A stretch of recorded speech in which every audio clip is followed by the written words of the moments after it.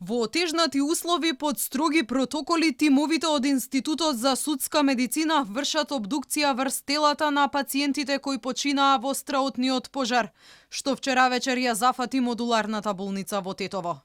Фактот дека се работи за ковид позитивни пациенти ја отежнува стандардната процедура за вршење на обдукции, велат од институтот, бидејќи просториите каде се работи требало постојано да се дезинфицираат, а медицинскиот персонал да работи под целосна заштитна опрема. Директорот на институтот Александар Станков вели дека обдукциите почнале уште во текот на ноќта, веднаш штом телата на починатите со возила на итната помош биле транспортирани до Институтот за судска медицина. Досега е завршена обдукцијата на 4 од починатите, а кај останатите треба да заврши до крајот на денот. Кај нас се донесени 14 тела. Значи, обдукциите се работат, денеска ќе бидат завршени, идентификациите се во тек. Се надевам дека утре ќе ги завршиме сите идентификации и ќе им ги предадеме телата на роднините. Она останатото ќе му го кажем на обвинителот, па после тоа вие прашувате го обвинителот.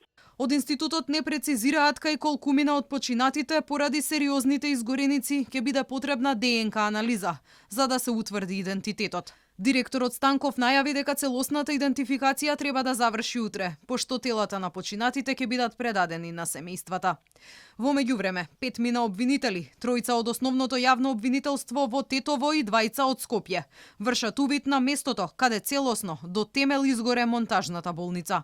До раните утрински часови, обвинителите сослушувале дел од вработениот персонал во модуларната болница, со цел да се утврдат причините за пожарот. Во исто време, од обвинителството била издадена и наредба за обезбедување на снимките од видеонадзорот во и околу објектот. Владата пак на денешната вонредна седница донесе одлука да прифати помош од меѓународни стручни тимови со највисок степен на експертиза во истраги за пожари, за да помогнат во утврдување на причините за пожарот во модуларниот ковид центар во Тетово.